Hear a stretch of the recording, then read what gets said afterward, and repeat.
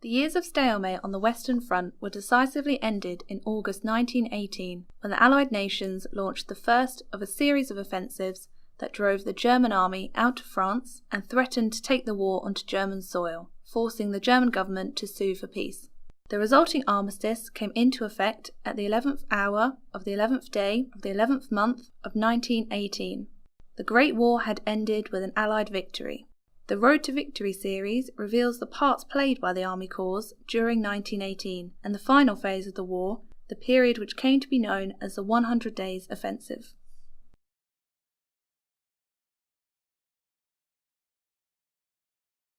Communications on the battlefield is comprised of 4 key elements: deception, secrecy, command and control. I'm going to take you through the story of the Battle of Amiens and the 100-Day Offensive and show how communications provided that vital link to ensure success. The communication plan for the Battle of Amiens was complex and involved all forms of military signalling, including wireless and line, visual signalling and pigeons. I'm going to concentrate on the story of wireless and show how for the first time wireless made a real impact on the battlefield. The communication plan for Amiens was complex, and even during the build-up, wireless played a key role. It was noticed that during any attack or campaign against the Germans, there would be a peak in radio traffic as the build-up in troops and equipment had started to happen. This meant that the Germans became aware, through the radio traffic analysis, that something was going on. We wanted to hide that fact, so signallers formed a kind of radio deception which they described as radio camouflage. This ensured that there was no peak in traffic to hide any troop movement, so the radio traffic was kept at a steady state during the whole of the build-up to the campaign. A key element to the deception plan was the movement of the Canadian Corps of 118,000 troops. Their movement towards Amiens was hidden by setting up dummy wireless stations in Flanders to give the impression of attack at Arras. This would tie down enemy personnel and sow confusion in the intelligence reports of the Germans. Another key part of the deception plan was silent days. It had been realised that prior to an attack, it was standard practice to have a day of radio silence. But it was clear that the Germans interpret this as a sign of an impending attack. It was therefore thought they could mask this attack by a series of sporadic silent days during the build-up in the campaign.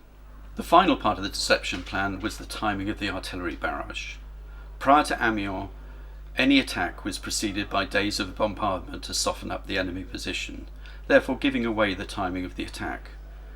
At Amiens, the artillery attack was the signal for the offensive to begin. Once the attack had started, signallers provided command and control for the battlefield commander to ensure that his battle plan was carried out. They also provided intelligence from the front line of any troop movement or counterattack by the enemy. At Amiens, the difficulty for signallers was the incredible speed of movement of the front line, up to 13 kilometres a day. This stretched the resources of signallers to provide communications backwards and forwards from headquarters to the front line. As the offensive continued, signallers provided a continuity of information using a mixture of line, wireless and visual signalling. The success of Amiens was dependent on surprise. To enable this, schemes were planned around deception and secrecy. All of these involve wireless. Wireless also played a key role in command and control, providing artillery with intelligence and targeting information, and the movement of troops and tanks on the ground. For the first time, effective use of wireless had a key role and a major impact on the battlefield. It sowed doubt and confusion in the enemy with its deception plans, but clarity and intelligence for Allied battlefield commanders. Wireless enabled a new type of mobile warfare and was a major contributor in the success at the Battle of Amiens and the 100 Days Offensive.